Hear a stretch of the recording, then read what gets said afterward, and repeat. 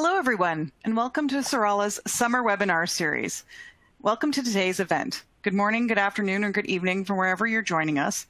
Today's topic will be recognizing and reaping the top 10 benefits of in-house banking with SAP. Before we begin, I have a few housekeeping items to take you through. Today's event qualifies for CTP credits. You can be approved for up to 1 CTP or CCM recertification credit by the Association for Finance Professionals. This is a great advantage in a year when all of our events are going to be virtual, so we highly recommend that you take advantage of this. In order to qualify for these credits, you must attend the entire presentation, and we will send you the details at the end if you would like to get the credits. Throughout the session, we will have polling questions. So when you see a poll pop up, please enter your answers, and we will address the poll results shortly thereafter. There's also a question and answer at the end of this webinar. So please use the question and answer box to enter your questions, and we'll get to it at the end of the session. Let me just introduce you to our speakers today. Your speakers will be Peter Wolf. He's a Senior Vice President of Finance and Treasury Services at Serrala. Peter has been he's specializing in SAP Treasury for over 20 years. His experience and expertise spans the entire suite of SAP cash management and electronic banking applications. Blaise Cioli has over 27 years of experience delivering treasury information management solutions and services to multinational companies. And now I will turn it over to my colleagues, Peter and Blaise. Hi, guys. Hello. Thanks, Christine.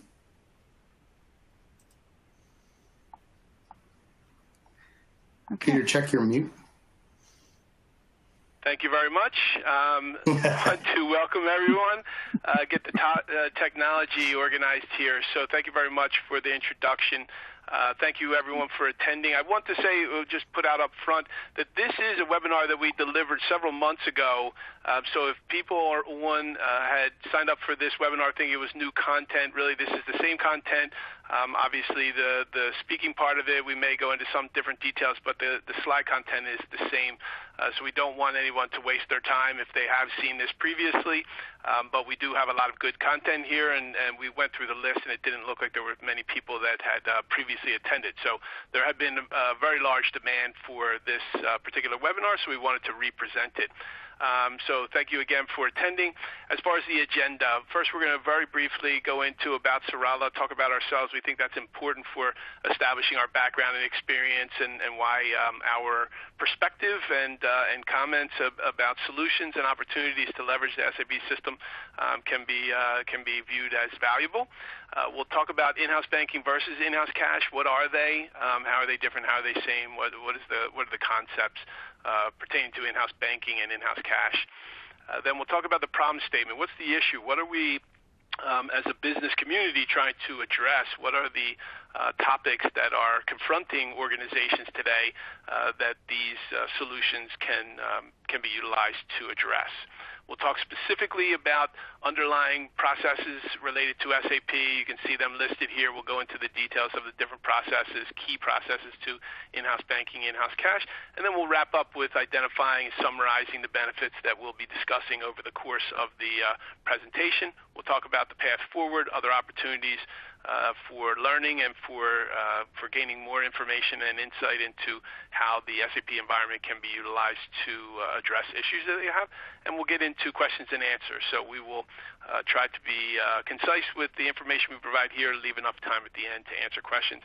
As was identified, please submit your questions. There's a Q&A box for you to submit questions as we go along. We'll try to get to as many of those as we can. And if we don't, if there's some left over, then we'll follow up with you to send out responses. So let's jump right in. So first, Serrala. Who is Serrala? Well, we are the leading implementer, service provider, and software provider in the universe of payments. What does that mean? We look at that in very broad terms. The universe of payments often would be considered just outbound payments. We really look at this as both outbound, inbound, and all aspects of managing payments within the corporate environment. So that's procure-to-pay process, order-to-cash process, the processes for data and document management surrounding all of that payment information, the payment processing itself, the integration, execution, delivery to the banks, the processing of managing all of the treasury functions and cash management functions about the funds that come from the payments or are or needed to make those payments, and the exposures and risks that are surrounding those activities where the funds are and the processing of those transactions. So in our universe of payments and in this scope globally, we have over 2,500 clients that we support. 25% of the global Fortune 100 are our clients. We've been in business focused on this area, focused on these specialized functions for the last 30 years. We have 700 plus professionals focused in this area around the globe, 16 different offices. So we have an extensive footprint. We are the leaders in this particular space. There is no other provider that provides the breadth and depth of solution that we do in both services and software in the area of payments. So then, moving along to more specifically what the topic is for this particular discussion, our experience in the area of Treasury. So Treasury management, under which the umbrella of which we have in-house banking. We have delivered over 400 projects around the globe focused on Treasury and banking. This has been our specialty for, again, a number of decades. We are the leader in this space, in the Treasury-specific space, delivering over 250 end-to-end solutions. We do lots of analysis, system selection, solution analysis, assessment projects, etc. And we have extensive experience globally across 50 different industries, over 50 industries. We have the largest team of specialists, specifically in the SAP Treasury and banking space, larger than any other organization. And we pride ourselves in that, and it enables us really to have broader reach, more experience, and to bring more past experience to the table to help our clients deliver on the best solutions. We were the first implementer of S/4HANA Treasury in North America. We are our official partner to SAP, both service and software partner, and that makes us a unique partner. The ability to bring the core delivery of SAP solutions to the table, but also to bring enhanced add-on solutions that expand functionality, fill in gaps, and supplement the functionality that's delivered by SAP to make it more robust, more useful, more controllable, more manageable. All of these things allow us to bring better, bigger, better, broader solutions to our clients and allow them to achieve their objectives of reducing risk and managing and controlling their processes. And our solutions are HANA certified. So we cover all the bases. This is our specialty within the specialty of payments. And so our experience here puts us in a position to be able to bring a lot of insight to these topics. So today's topic with in-house banking, in-house cash. What is in-house banking? In-house banking is actually the concept, industry-based concept of a corporate virtual bank. So taking those banking functions externally that are traditionally delivered by external banking partners and moving them internally to a virtual bank that is one of the legal entities within your enterprise, serving in that banking role and essentially delivering the services and products that external banks do for other affiliated companies. So that concept of in-house bank is really a system agnostic concept focused on structure and process rather than on the specific technology used to achieve that. In-house cash, as opposed to that, is specifically SAP's technology used to deliver an in-house banking solution. So in-house cash is really just a marketing name, a specific branded name for SAP's in-house banking solution. It is a very robust solution. It falls within their umbrella of the Treasury space. And covers a broad set of functions that we'll talk about in a moment, but it is a highly integrated solution with not only the other Treasury applications, but also with a broad-based set of other applications, including accounts payable, accounts receivable, financial accounting, financial reporting, managerial accounting, etc. All of those are tightly integrated with the in-house banking solution, which brings a lot of value to the table when you look at managing the platform, not having to build custom interfaces, not having to build and deal with external integration to other systems that are automatic out of the box in SAP. So it's a cost savings, it's an efficiency, it's a risk mitigation, and it's an increase in controls and oversight because you have drill down capability, et cetera. So that integration is certainly a massive value proposition that SAP is able to offer over standalone solutions or outside solutions being integrated into SAP. So we are focused again on the SAP Treasury space. This is overall, we kind of bundle the functions into management of global risk, optimizing investments and debt strategies, managing cash and liquidity, and optimizing payments and banking. And so the area we're focused on again today is this in-house banking, and this falls within, again, the optimized payments, optimized banking management, because it covers these spaces. And as we see, we'll go into it, really it is very broad-based functionality. You can isolate and utilize small components of it, in which case you would often not think of this as a full in-house banking solution.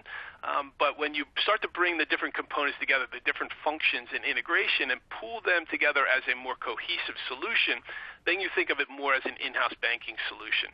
So when we look at the functions here, the key processes that we're typically talking about when we talk about in-house bank is payments on behalf, often referred to as POBO, receipts or receivables on behalf, often referred to as ROBO, intercompany payments and netting, intercompany FX hedging, intercompany cash pooling and funding, and intercompany cash flow loans. So these are the core functions. There are a number of other ancillary functions, other processes, and activities that can be led and processed and executed through an in-house bank. But these are the primary ones when companies typically think of in-house banking and in-house cash, the largest, most foundational processes within the in-house banking solution. And many of these processes are executed and delivered on existing by clients, but not using an in-house bank, or they don't think of it as an in-house bank. So again, there's a point at which a process by itself might not be thought of it as in-house banking, but when you start to integrate them and pull them together, you start thinking about them more as a cohesive strategic approach. And typically we see that as being kind of a tipping point when you would say incorporate the intercompany loans, the cash flow loans, and the other processes of payments on behalf or receipts on behalf or intercompany netting. So if you took 2 or 3 of those and pulled them together and treated that as a more of a cohesive solution rather than spot-based solutions, you would typically see that and think of that more as an in-house bank solution rather than isolated just payments on behalf or isolated receipts on behalf. So let's get into more of the details. But first, we have a polling question, and Christine, if we can have Christine help us out here to push this forward. Hi, Peter. So we want to know, do you currently have an in-house bank in place, and what do you want to achieve by attending this webinar? Do you not have an in-house bank, but you want to understand the value of it? Do you not have an in-house bank, but want to build one? Or a business case? If you do have an in-house bank, are you looking to expand the scope of it? Or maybe you want to find a new, better in-house banking technology for your company. Oh, we have an even other option. An in-house bank, and you're looking for ways to improve your existing in-house bank. So performance, automation, things like that. So we'd love to hear your answers. I know, Peter, from an article you wrote in Treasury and Risk about in-house banking that this really started with much larger companies, but it's becoming more of a trend for smaller organizations to set up an in-house bank as well. Is that right?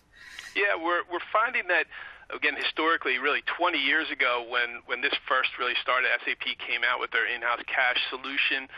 Procter & Gamble was the pilot implementation in North America, Statoil in Europe.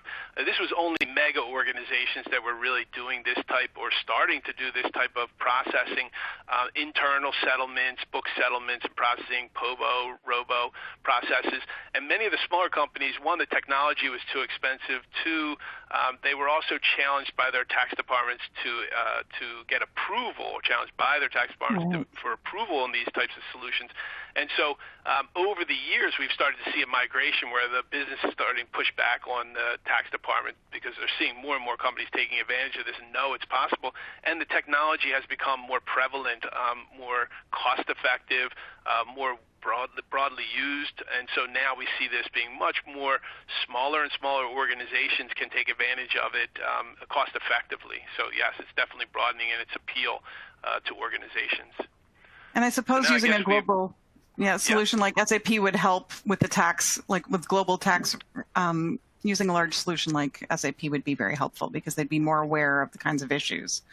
more awareness, more visibility, more control, etc. So there is a lot of value in these aspects for organizations. But it is a discussion that needs to take place with the tax and legal departments because there are a lot of implications that need to be considered. So hopefully everybody, if you take a last second here and click in your answers, then we'll take a look. Sounds good. Okay, so the majority of people on this call have no in-house bank. Now, that doesn't mean that they may not, as we said before, may not have individual or independent processes like payments on behalf. That's pretty common, or some ad hoc receipts on behalf, etc. But it appears that they don't have a formalized in-house banking structure. So that's great. We think there's a lot of information here that we can provide to help you on that path to think about those things. No in-house bank want to build a business case. Okay, good. And 10% want to expand the scope. So we do have some that have in-house banking, and others want to find new in-house banking technology. Great. Well, hopefully, again, we believe we can provide some insight here, and hopefully we can help you on the move on the journey in the direction you're looking to go. So, Absolutely. Blaise, now I think we'll turn this over to you. Thank you, Christine, for your help. No problem. Hi, everyone. And thank you, Peter. That's really a great introductory portion. And I get to take the piece now where we start to talk about what's the problem, which is kind of fun for me as a lifetime consultant where I'm always focused on solving the problem. Today, I just get to talk a little bit about it. But let me build this picture up for you in a way I hope that helps to show the scope and the magnitude of what we have to deal with here. So we start out, and on the screen you'll see this is an example of what I would call a relatively streamlined, a pretty simple global structure. A typical large, complex global company is going to actually have a global structure that is much more complex. There's probably people sitting on this webinar listening, wishing their global structure was this simple. But you have a corporate headquarters located in Europe, some European subsidiaries, a U.S. headquarter with some subsidiaries here. Presumably the Americas is run out of the U.S. and then an Asian operation with subsidiaries. Not too complex. Everything's relatively simple. Typical organization for one of our companies, probably much more complex.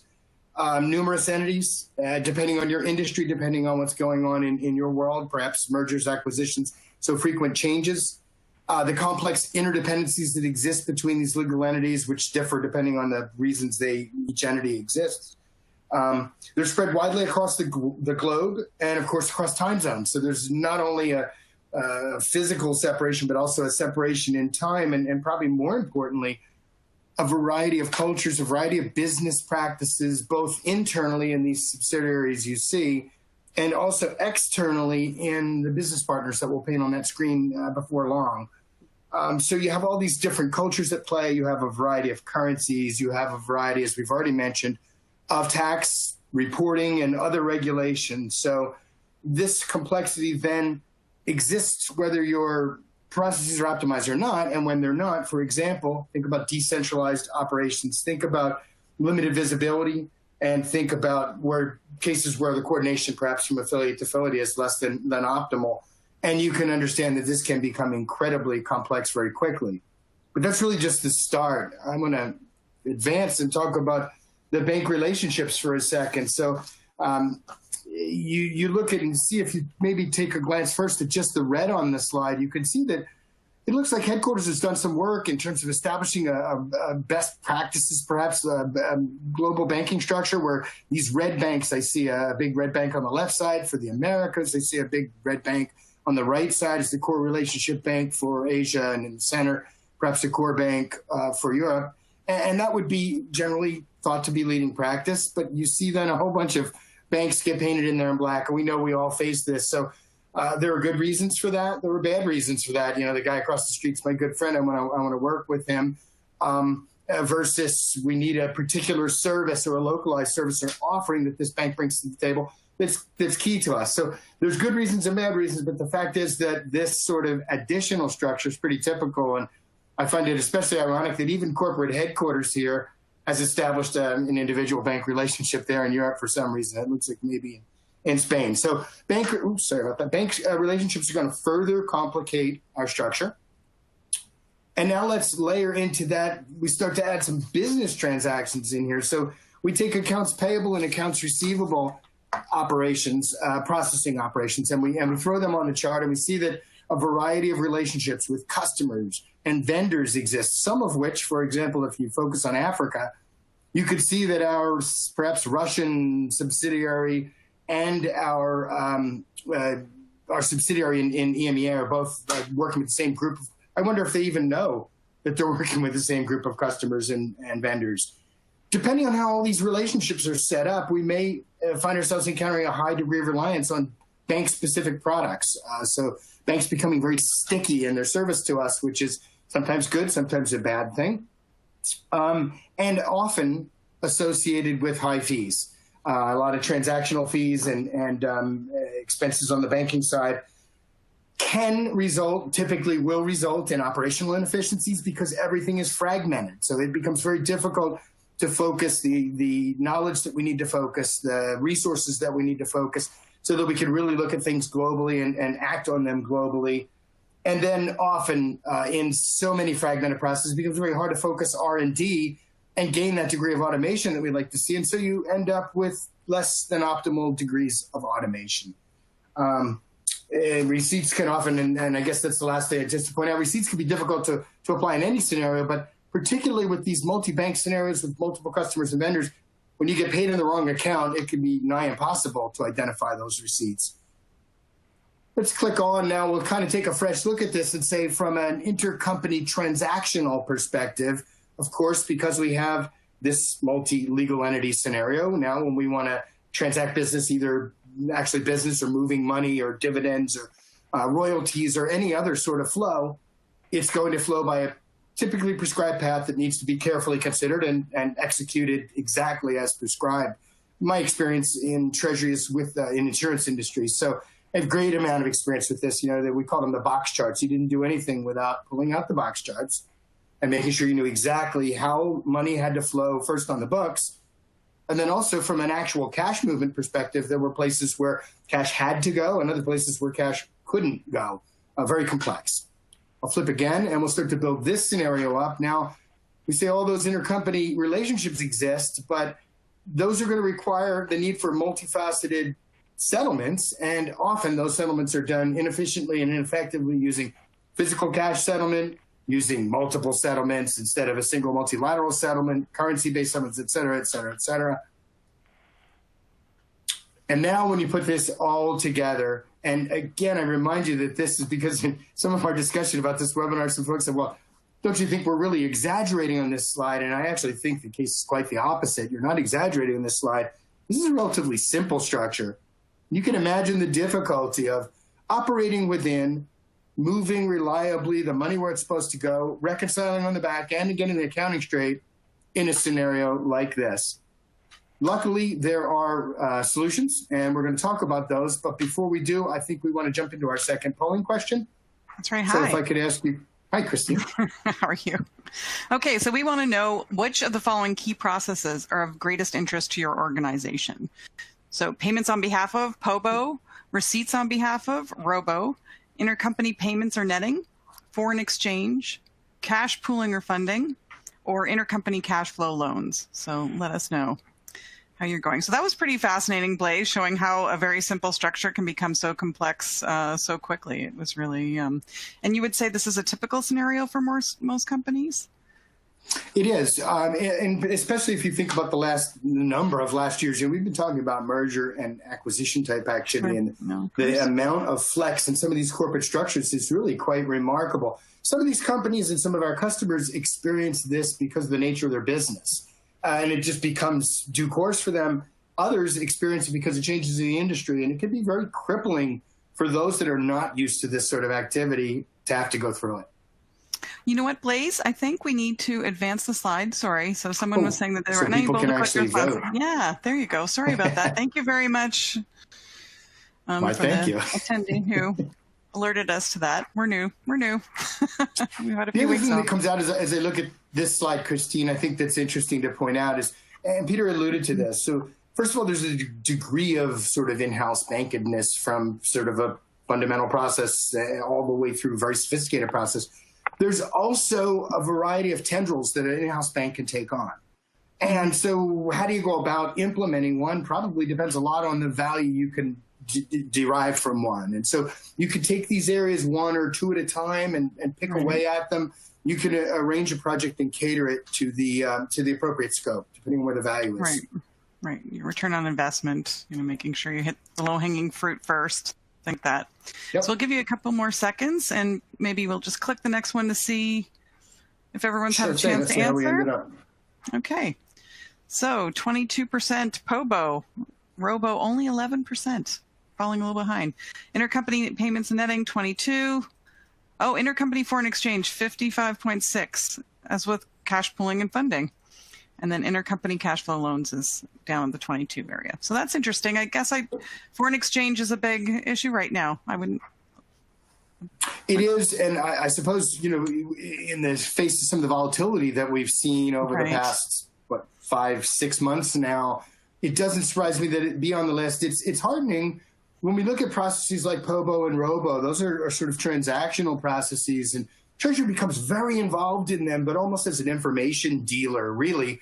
But when you look at intercompany payments and netting, intercompany foreign exchange, intercompany cash pooling and funding, I really feel like those are areas where Treasury can get involved and really make a difference financially and otherwise to the organization. So it's nice to see that the team on the call today are similarly focused on those issues, on those topics.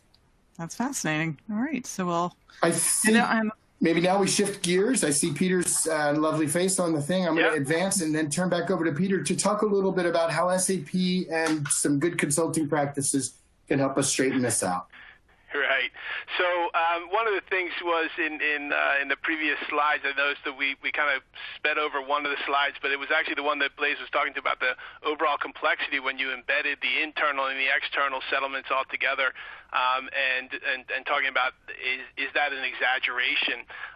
And so certainly there are organizations out there, some that are much more organized and in much better shape right now, others that are struggling much more substantially in trying to deal with these types of processes across the globe, the infrastructure, the technology, the procedures, the interaction between the different organizations and the communication. The solutions that we're talking about, we believe, is a foundation that can be used across the board. Those organizations that are already doing it efficiently can do it more efficiently. Those that are having troubles and struggling, they can turn their organization around and take advantage of these functions and processes and organizational structures and mechanisms and increase efficiencies tremendously on those areas.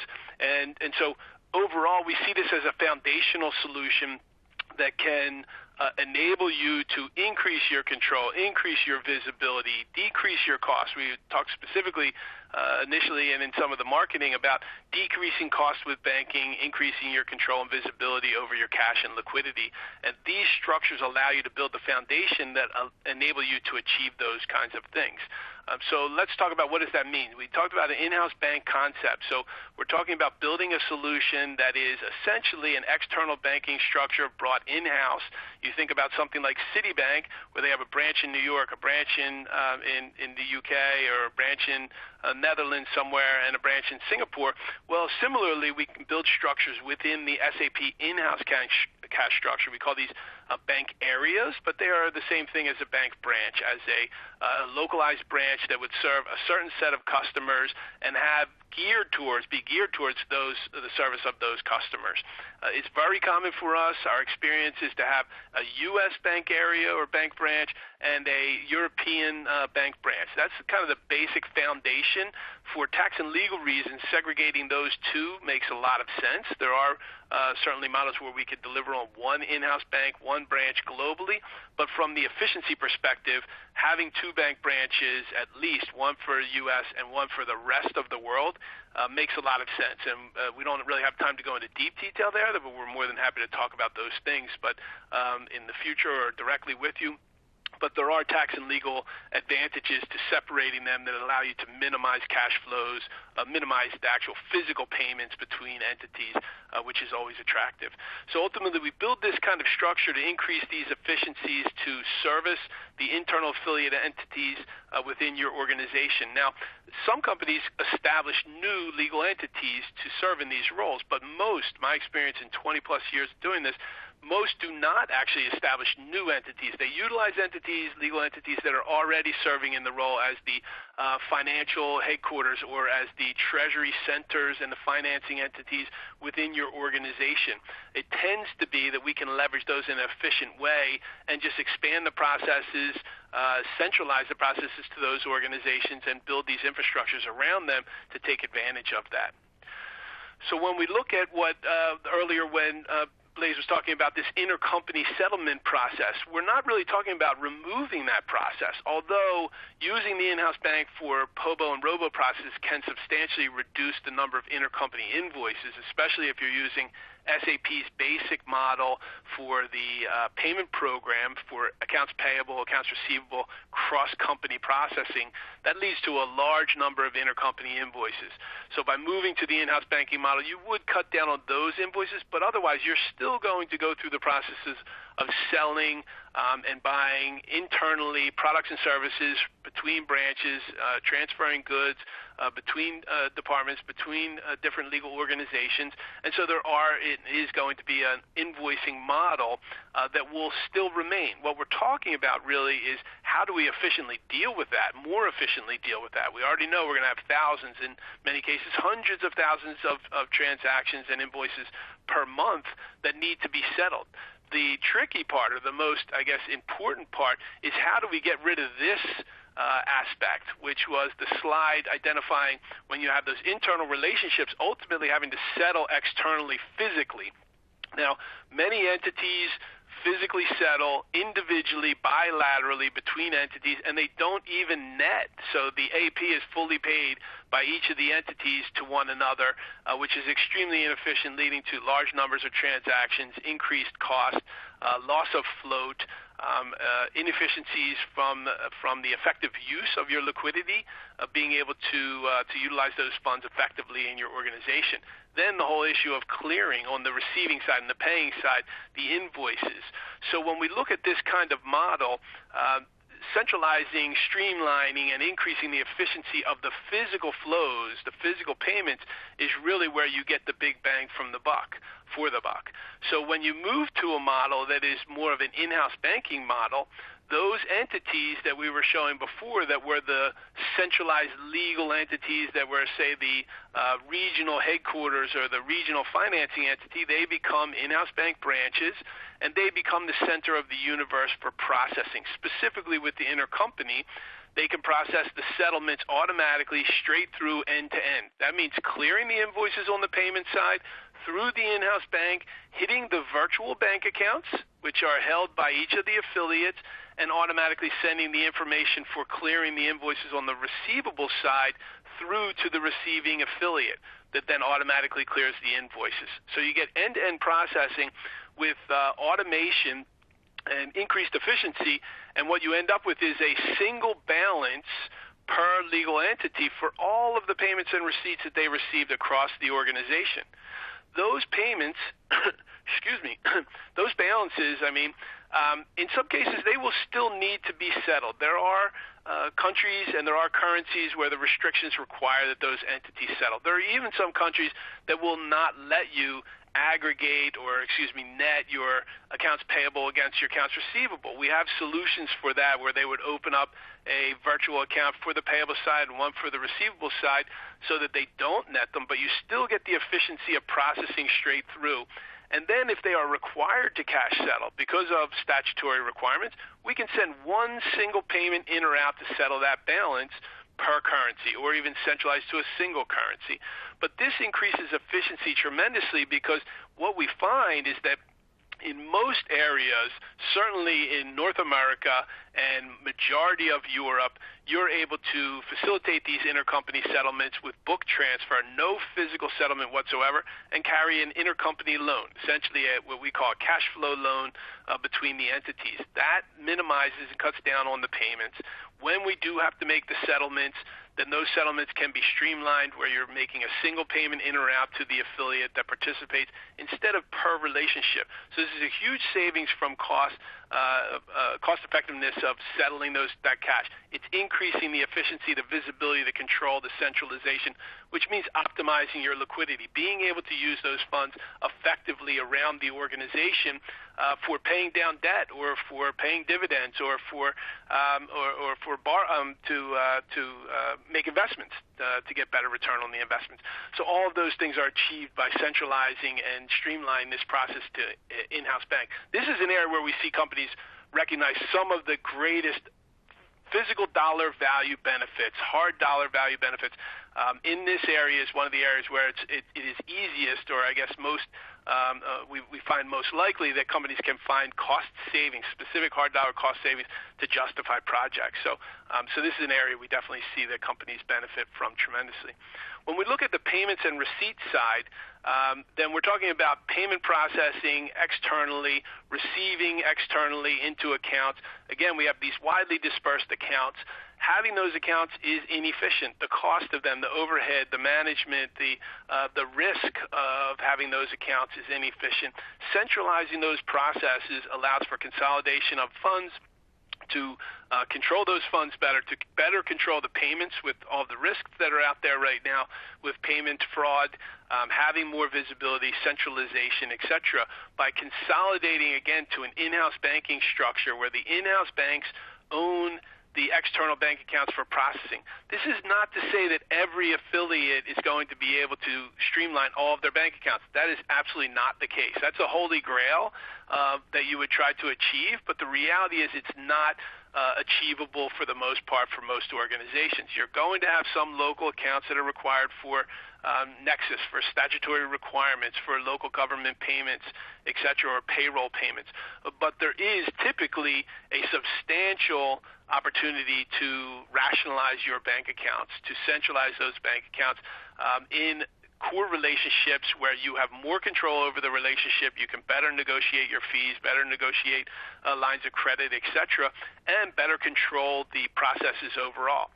So when we look to streamline this from both a payments and a pooling perspective, by taking those accounts that are still required for local processing, we can put them into pooling structures to allow for efficient funding, what we'll refer to as just-in-time funding of those accounts, and we'll centralize those payments and processes to the core bank accounts so that we can control the processes, standardize the processes, and have better visibility to our exposures, to our exposures to our bank counterparties, but to our currency exposures, to our liquidity exposures and risk that we have.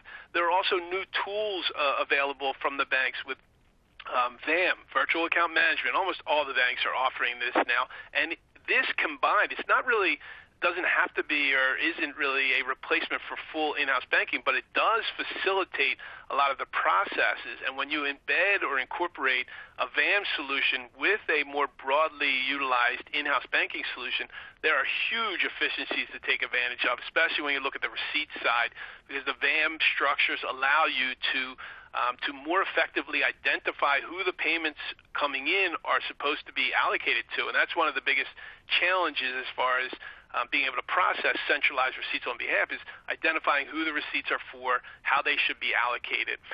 So these VAM structures allow you to do that much more efficiently. When we pool this all together, you have a much more optimized solution.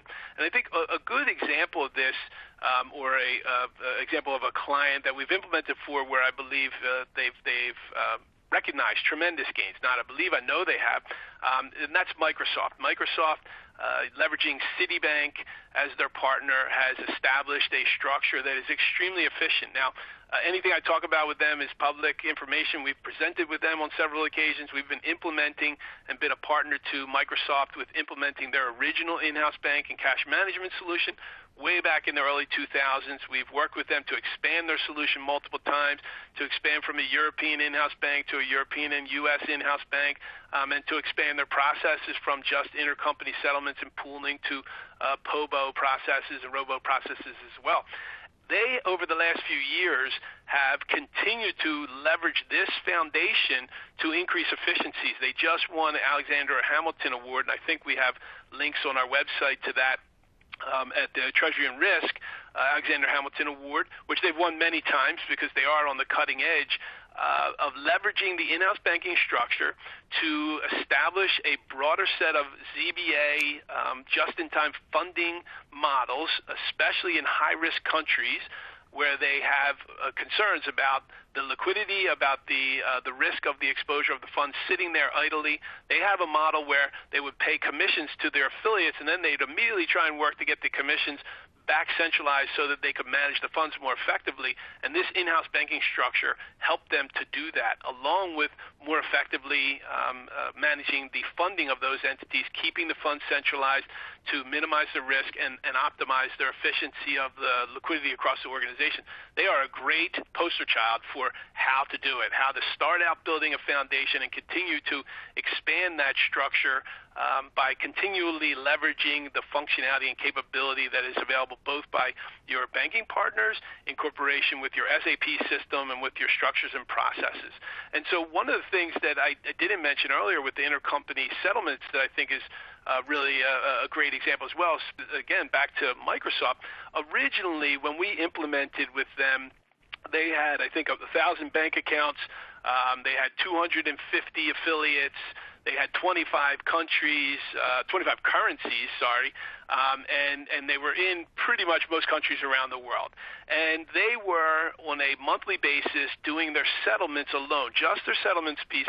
They were spending 20 hours a month on the settlement process. That's 2 people for 8 hours during the day to enter all the payments for settlement, and then 2 people, 2 hours each, to review and approve those payments.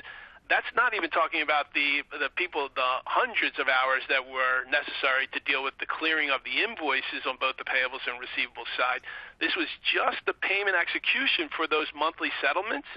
And that 20 hours, when they implemented and moved to the in-house banking solution, went to 30 minutes. That entire process went to 30 minutes.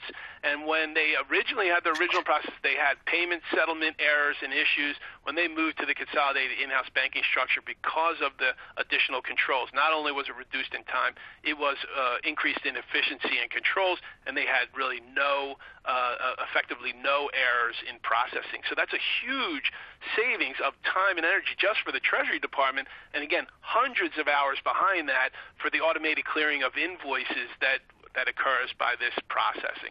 So tremendous efficiencies to be gained in these kinds of models, and I think that's what we're looking for organizations to be able to take advantage of.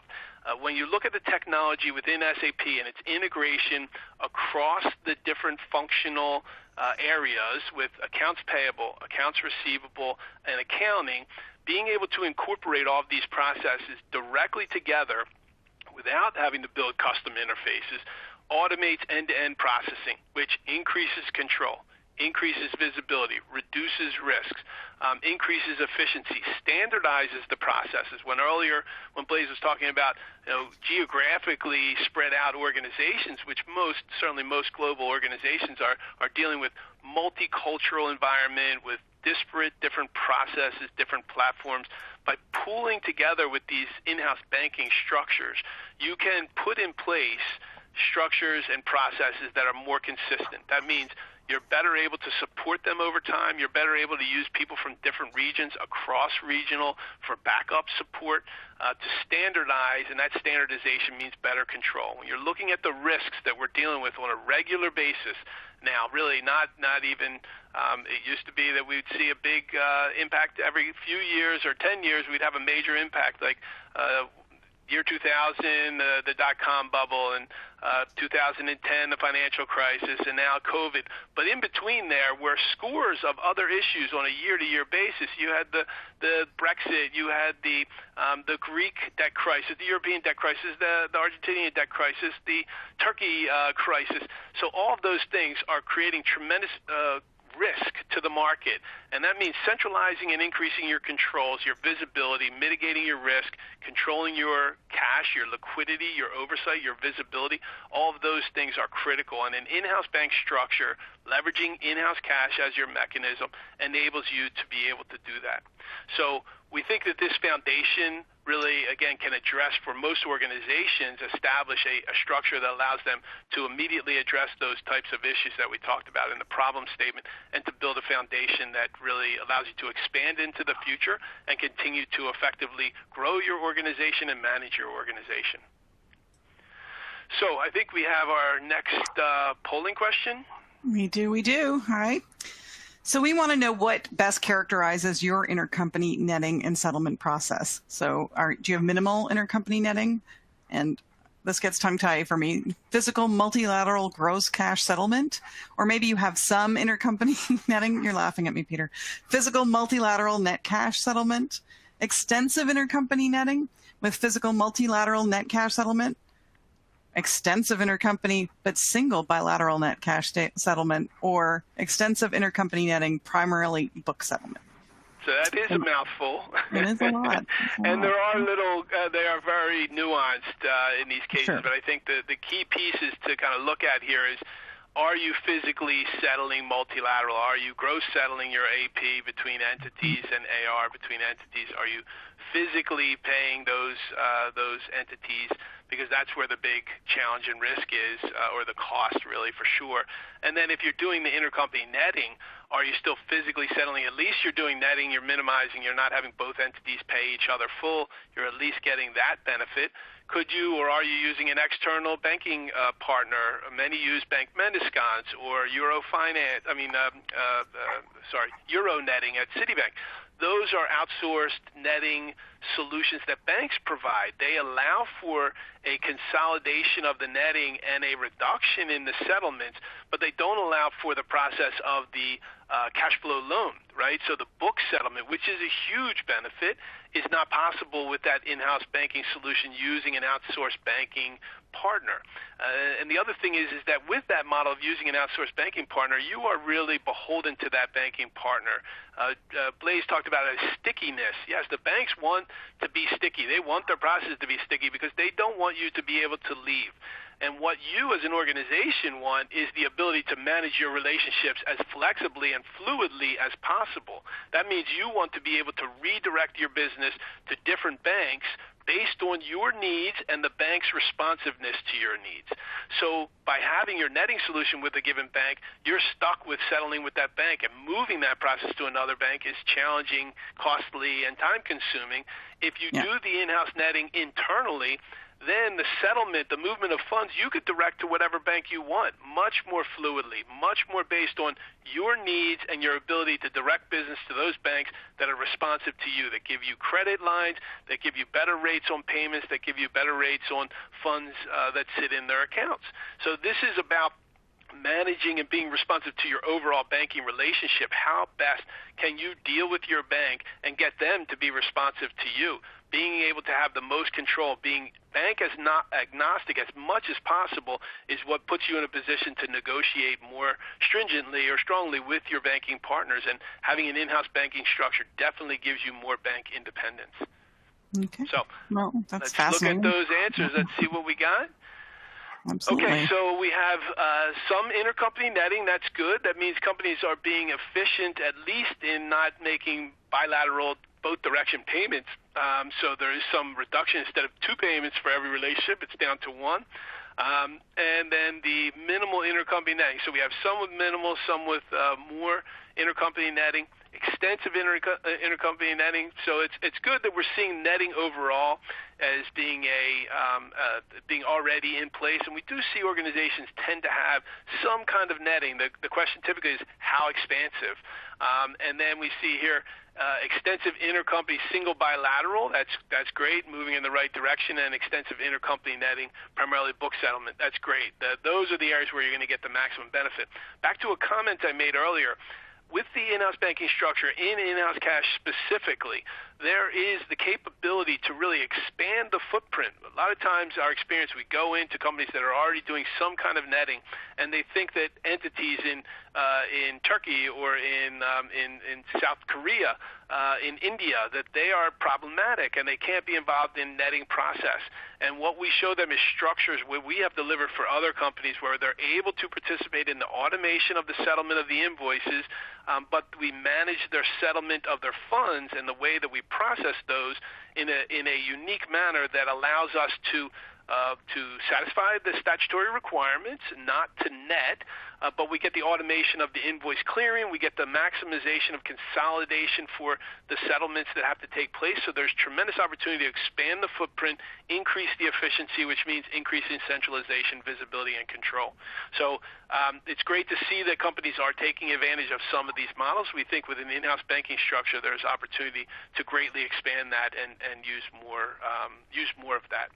One last point to this is that I didn't really talk extensively about the FX, that within an in-house banking structure, and this is an area where we see the companies that are really on the leading edge of risk management incorporate intercompany FX hedging and hedge management into their in-house banking structure. So with their intercompany netting settlement, they can also do FX settlements, book settlement, which again allows them to minimize their external transactions, to consolidate them for economies of scale, to centralize those exposures, to ensure that they push the exposures out to the appropriate affiliates, but then settle them efficiently within the in-house bank. So we get tremendous opportunity to incorporate and embed this all together into an overall process where you can minimize your risk, spread the risk out appropriately to the affiliates, hold them accountable for the exposures they have. If your organization does that, pushes the exposures and the risk management down to the affiliates.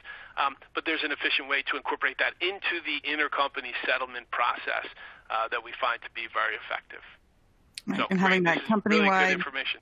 Yeah. Systemic solution helps you have greater visibility and control, which is so important at this point in time with this economy. So exactly, with this market, with the volatility that we have, for sure. So just wrapping up now, thank you, Christine.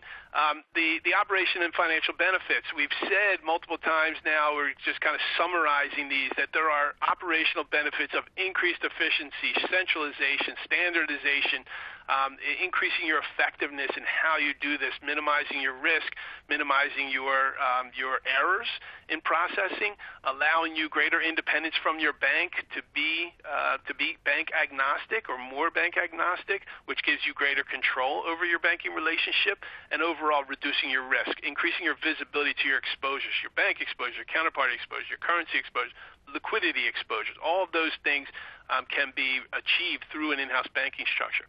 Financially, what do? You can streamline your bank accounts. You can cut down on your fees because your POBO transactions can be processed in country as local. You can route them through your in-house bank, and instead of paying cross-border fees, you can pay them as local ACH. That's huge savings.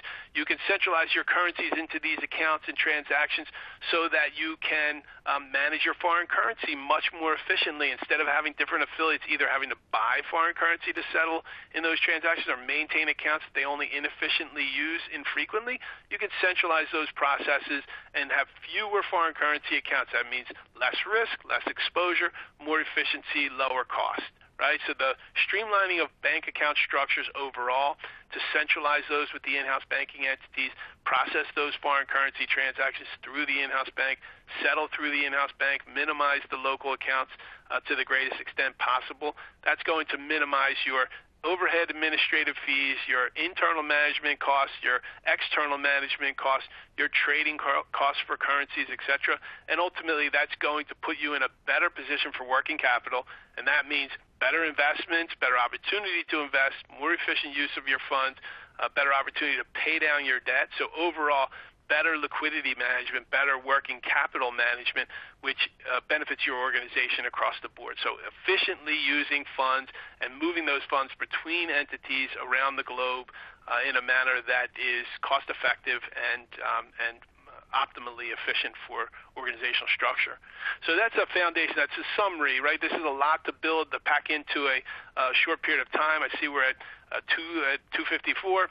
So we have a couple minutes. Let's get into just the next steps. We have other sessions that are coming up. We have sessions we've already done. There are a number of sessions that are on the website where you can download past webinars, listen to those webinars, and see other material. There's other information on in-house banking, on the Treasury, on cash management across the board. So there's a lot here that you can go and look at. We highly recommend that. We think there's a lot of information there. We also have a few more webinars coming up this summer. So we have the Optimized Cash and Liquidity Management in 2 weeks, and 2 weeks after that we have Optimized Payments and Mitigate Fraud Risk. So we'll be delivering those live in addition to the others that are available on the webinar, on the website for you to access as downloads. So we highly recommend that you do that. You can download the slide deck and also watch the video recordings. And I'd like to add as well that Serrala will be having on July 29th, a little bit earlier in the morning, we'll be having an Ensuring Liquidity event, which will allow you to dive a little bit deeper into this topic and see how Treasury and the other finance operational part of the organization work together to help ensure liquidity and optimize your working capital. So please join us for that event as well. So we have some time for some questions. Maybe, are you ready? Great, let's just jump right in. I mean, we only have 5 minutes, so we'll try and get as many as we can. I apologize for running long. It tends to be my problem. A little too talkative. That's good. That's great. You can jump right in? Yeah, sure. So our first question is, our organization is somewhat non-standardized. They're using multiple instances of SAP and other ERP systems. Is this still a viable solution for that kind of a company? Sure, I'll take that one, Blaise. Absolutely. One of the great things about the in-house cash solution and SAP's modeling of this has actually been to design it specifically to be in a multi-environment, multi-instance environment. And that means either other SAP instances and non-SAP instances. The solution was built as if it were to be built and standing on a standalone island that other instances could plug into for delivery of intercompany settlements, for payments, for cash pooling, for other processes. So it is specifically designed to be able to survive, or actually to thrive in that kind of environment. And there's a lot to take advantage of there. Whether it's a multi-SAP environment or a multi-ERP environment, SAP has the foundation. And the other thing is that even entities that are not managed on an ERP, with the in-house bank, in-house cash structure, we can bring those entities into the in-house bank. They don't have to be on a SAP platform or even another platform that's integrated, and we can incorporate them into the processes of the in-house cash as well. So yes is the answer, absolutely. Great, okay. Second question here. Let me just see. My company, this is very common for people using SAP. So they've decided to delay their migration to S4HANA. So if they opt to use in-house banking, will any work be lost when they finally do the migration to S4HANA? Blaise, you want to take that, or you want me to take that? I'm good either way. Why don't you take that one, Peter? Because the general answer is no, but I want you to talk to because there's some technical ramifications. Yeah. But I think are worth talking about. A critical aspect is that, yes, HANA, the new solution, S4HANA, has some great new functionality in the cash management space, liquidity management space for sure. In-house bank, in-house cash has not really changed much. Aside from the Fiori, which is a nice new look and feel, functionally the foundational solution is the same. And so if you were delayed and you have your ERP system, your ECC environment, you could implement in-house cash in that environment and leverage that in S4HANA with really minimal, just again, maybe some new transaction screens if you're going to Fiori, but otherwise functionally and integration-wise, the way that the system speaks to one box to another box or is connected to the external bank, etc., those things are really consistent. So this is not, don't look at this as a barrier. This is actually an opportunity for you to continue to push forward in that kind of environment and implement in-house cash, and really the loss, the kind of wasted effort in migration to S4HANA will be minimal. You can take advantage of really all the functionality now, except for the pretty new Fiori screens for the most part. But otherwise, the functional capabilities are pretty much the same. And the other thing I think is worth mentioning here is, if you were to find yourself in this situation, you would actually have the option of implementing in-house cash on an S4HANA box without the rest of the organization going to HANA, to not only leverage the in-house cash functionality advantages, but also maybe to get a little toe in the S4HANA waters in what we call like a sidecar approach. So there are a lot of implementation options, a lot of flexibility. And these things are not barriers because, as Peter said, the design of the system is really built to deal with exactly these situations. Yeah, and we actually have to play on that. I'm sorry, just play on that just a little bit. If not just in-house bank, across the board, the Treasury solution. If you had, you can implement this sidecar approach, which is essentially taking the Treasury solution, any part of the Treasury solution, implementing that on S/4HANA, and integrating that back to ECC. So Treasury can take advantage of the latest and greatest functionality, and your IT department can get a little exposure to what it's going to be like going to S/4HANA, and you can be on the cutting edge taking advantage of that functionality. So great opportunity, and it is a model we have delivered, and we can certainly talk with you about those things. Yeah, and what I was going to say is we have several case studies on our website that sort of illustrate how the sidecar approach works. So I highly recommend you take a look at it. Report LNG and Goldcorp are two examples that come to mind immediately. So, okay, sure. So you want to try and squeeze one more in there? Just yeah, I know we're at the time, but let's just squeeze one more in there. One more. Keep your answer short, though, Peter. So this sounds complex, in-house banking, I guess, especially that Microsoft example that you gave earlier. How long would this really take, and how can I achieve this quickly and easily? Yeah, I think it can be overwhelming, right? There's a lot here, and we've had companies that delivered on a big bang approach that really took everything on at once, and that is a lot to handle. That's a lot for your organization through a lot of different departments, across a lot of different departments, a lot of coordination, so it's a lot to handle. But this can be implemented in much more kind of incremental manner. You could take a certain piece. You could take cash pooling. You could take POBO. You could take ROBO. Take one of those pieces and implement, set the foundation, get a win behind you, get that enthusiasm, show that you can achieve and deliver on budget, on time, get the benefits of it, and get the momentum. Then you can expand. As people see the benefits, then they're more enthusiastic. And as you deliver on time and on budget, consolidate and take advantage of those benefits that we talked about, then you can get the support from leadership to get the capital budget to be able to deliver and continue to expand your solution. So don't take it on as, oh my God, it's either all or nothing. This is, look at it incrementally. We can talk with you about each organization is different and what's the most beneficial to lead with, but we can do component pieces of this, set the foundation, and really then you can continue to expand, just like Microsoft did. You know, it's been 15, 18 years, and they continue to expand today. So there's opportunity really to implement smaller and then take advantage and continue to expand. Okay, Thanks that sounds great. Get one more. Okay, so I think that brings us to the end of the session today. So maybe if we can, thank you, everyone. Feel free to reach out. Yes, thank you very much for joining us. And don't forget, you can contact us at contact@serrala.com for more information. Take care, and we'll see you next week. Thank you, everybody. Have a great day. Bye.